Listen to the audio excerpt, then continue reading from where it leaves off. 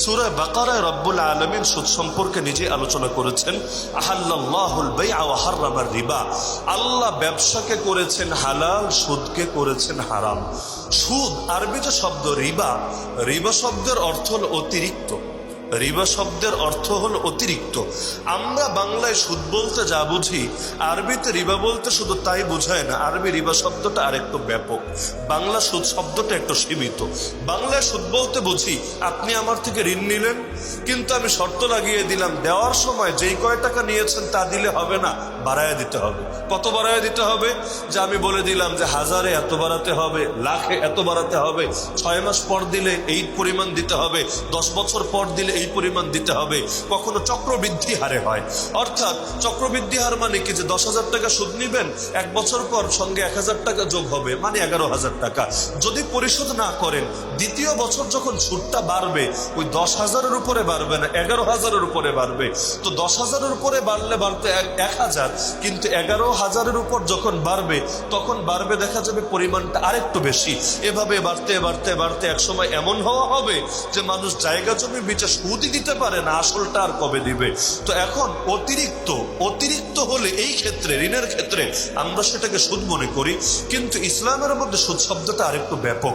যেমন আল্লাহ নবীর হাদিসের মধ্যে আছে, কেউ যদি খেজুর দিয়ে খেজুর, আটা দিয়ে আটা, জব দিয়ে জব, অথবা সে লবণ দিয়ে লবণ, এগুলোর লেনদেনের ক্ষেত্রেও কম বেশ করে, যে দুটোই প্রোডাক্ট একই, কিন্তু 1 কেজি দিয়ে 2 কেজি নিচ্ছেন, অথবা 2 কেজি দিয়ে 3 কেজি আদায় করছেন, কম বেশ হচ্ছে, তাহলে এই ক্ষেত্রেও কম বেশ করা জায়েজ হবে না, এটাও সুদি হবে বটে। আপনি ঢাকা শহরে যদি ঈদের সময় যান, যে কোনো সময় গেলে দেখবেন নতুন নোট বেচে, মতিঝিলের ওদিকে, গুলিস্তানের ওদিকে বেশি দেখা যায় নতুন নোট বেচে। আপনি পুরান নোট দিবেন, তবে 1000 টাকা দিলে আপনাকে 1000 টাকা দিবেন না, বেশ কম করবেন। আপনি যদি তার থেকে নতুন নোট আনতে চান, ধরেন 20 টাকার কচকচে নোট, 50 টাকার, 10 টাকার, ঈদের সময় অনেকেরই কাজে লাগে, সেলামি দিতে হয়, বাচ্চা কাচ্চারা খুশি করতে হয়। তো দেখা যাবে আপনি 1000 টাকার একটা নোট দিলেন, বিনিময়ে সে 20 টাকার বা 10 টাকার বা 50 টাকার কচকচে নোট আপনাকে দিবে, কিন্তু গুনলে দেখবেন একটু কম আছে। আপনি 1000 দিলে সে 900 দিচ্ছে, আর আপনি 1000 আনতে চাইলে তার 1100-1200 দিতে হচ্ছে, একটু বেশ কম থাকছে। এই লেনদেন বাঙালি অতি সহজে করে, কোনো পাপ মনে করে না, কোনো দোষ মনে করে না। অথচ আল্লাহ নবীর হাদিসের আলোকে স্পষ্ট এটাও সুদ হবে, এটাও সুদ হবে।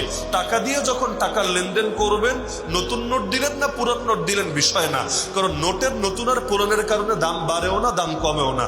দোকানে 1000 টাকার নতুন নোট দিল যেই মাল দিবে, 1000 টাকার পুরান নোট দিল সমান মাল দিবে। তা আপনি 1000 টাকার একটা নোট দিলেন, আর সে আপনাকে 10 টাকার নতুন নোট কম দিল পরিমাণে, যেখানে 900 আছে 950 আছে। ইসলামের দৃষ্টিতে এটাও সুদ হবে। তাহলে সুদ 2 রকম আছে সমাজে, এক হলো ঋণের উপর সুদ, আর আরেক হলো একই জাতীয় জিনিস লেনদেনের সময় নির্দিষ্ট 2টো শর্ত আছে হাদিসে, যদি এগুলোর মধ্যে বেশ কম থাকে তাহলে সেটাও হয় সুদ। সুদের ব্যাপারে আল্লাহ সূরা বাকারায়, একই সূরায় স্পষ্ট জানিয়েছেন, সুদ মানে হলো আল্লাহর বিরুদ্ধে যুদ্ধের ঘোষণা। আল্লাহ নিজে বলছেন, ফাইল্লাম তাফআলু, বান্দা যদি সুদ ছাড়তে না পারো, সুদ ও জাহেলিয়াত। আল্লাহ নবী যে জাহেলিয়াতকে হারিয়ে ইসলামকে বিজয়ী করেছেন, ওই জাহেলিয়াতের মধ্যে খালি মেয়ে হলে জ্যান্ত দাফন করাই ছিল না। ওই জাহেলিয়াতের মধ্যে আরে বাবা মারা গেলে তার স্ত্রী অর্থাৎ সৎ মাকে জোর করে বিয়ে করা, এটাই ছিল না। সেই জাহেলিয়াতের মধ্যে খালি খুনোখুনি, ব্যাপক হত্যাযজ্ঞ, এটাই ছিল না, বরং সেই জাহেলিয়াতের মধ্যেও সুদ ছিল। সেই জাহেলি অর্থনীতির ভিত্তিও সুদ ছিল। এজন্য বিদায় হজের ভাষণে আল্লাহ নবী বলেন, আলা কুল্লু শাইইন মিন উমুরিল জাহিলিয়া মাওদুআন তাহতা কদমাই, জাহেলিয়াতের প্রতিটা বিষয় আমি নবী আমার পায়ের তলায় পিষে ফেললাম। মানে এখন থেকে জাহেলিয়াতের কোনো বিষয় ইসলামী সমাজে আর চলবে না। এরপর নবী ঘোষণা দিলেন যে জাহেলি যুগে যত সুদি লেনদেন ছিল, যে আমার অনেক আত্মীয় পরিজন যে সুদি লেনদেন গুলো করেছিল, সবগুলোকে আমি পায়ের তলায় পিষে ফেললাম। এগুলো ইসলামের মধ্যে কিছুতেই আর প্রযোজ্য হবে না। তো সুদ এমন একটা অভিশাপের নাম, যেই সমাজে সুদ ঢোকে ওই সমাজের অর্থনীতি বরবাদ হতে বাধ্য থাকে।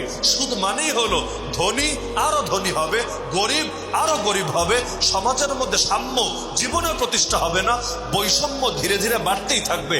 ইসলামী অর্থনীতির মূলনীতি হলো, সূরা হাসরে আল্লাহ বলেছেন, কাইলা ইয়াকুনা দুলাতাম বাইনাল আগনিয়াই মিনকুম, সম্পদ খালি ধনীদের মধ্যে সীমাবদ্ধ থাকবে না, সম্পদ সকলের মধ্যে ছড়িয়ে যাবে। আর সবাই এক পরিমাণ মালের মালিক হবে না, এটা সম্ভব না। এবং এমন হলে সমাজ চলবেও না।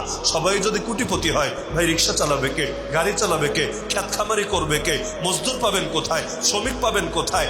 আপনি কোটি টাকা নিয়ে বসে আছেন, বিল্ডিং বানাবেন, কারে দিয়ে বানাবেন? আরে অফিস পরিচালনা করবেন, অফিসের কর্মচারী কই পাবেন? তো সবাই যদি কোটিপতি হয়ে যায়, দেশ আর দেশ থাকবে না, দুনিয়া একদিনের জন্য চলবে না। তো গরিব ধনীর ভেদাভেদ অবশ্যই থাকবে, কিন্তু তার মানে এটা না সমাজের সব সম্পদ অল্প কিছু হাতের লোকে হাতের মধ্যে গিয়ে ঢুকবে আর বাকি সব মানুষ শুধু না খেয়ে মরবে। এই বাংলাদেশে গোটা দেশের যত জনগণ, বাংলাদেশের জনগণ কত? 16 কোটি প্লাস আছে ধরেন। এই 16 কোটির মধ্যে অল্প কয়েক হাজার মানুষ বাদ দিলে, মানে অল্প কয়েক হাজার মানুষের হাতে যেই পরিমাণ পয়সা আছে, বাকি 16 কোটির হাতে ওই পরিমাণ পয়সা নেই। মানে গোটা দেশের মানুষের হাতে সব মিলিয়ে মনে করেন 1000 কোটি আছে, উদাহরণ হিসাবে সবার মধ্যে মনে করেন 1000 কোটি আছে, বোঝার জন্য বলছি, আছে আরো অনেক বেশি, কিন্তু ওই কয়েক হাজারের কাছে 1000 কোটির চাইতে বেশি আছে।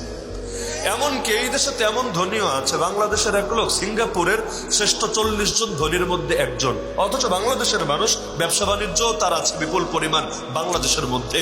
তাহলে সিঙ্গাপুর তো আর বাংলাদেশ টাইপের কোনো দেশ না, অর্থনৈতিকভাবে এর চাইতে অনেক সমৃদ্ধ দেশ। তো বাংলাদেশের কোন পর্যায়ে থাকলে বেচারা সিঙ্গাপুরে 40 জন শ্রেষ্ঠ ধনীর একজন হতে পারে? আর এই দেশ থেকে যেই পরিমাণ অর্থ পাচার হয়েছে, যেই পরিমাণ অর্থ পাচার হয়েছে, খালি ওই অর্থগুলো দিয়েই যদি ঋণ পরিশোধ করা হতো, তাহলে বাচ্চা জন্ম নিতে দেরি মাথা পিছু ঋণ 1.5 লাখ হতে, এই যে আজিব এক তামাশা, এটা জিন্দগিতেও হতো না, বরঞ্চ এই দেশে সব ঋণ ওই টাকা দিয়ে পরিশোধ করা যায়।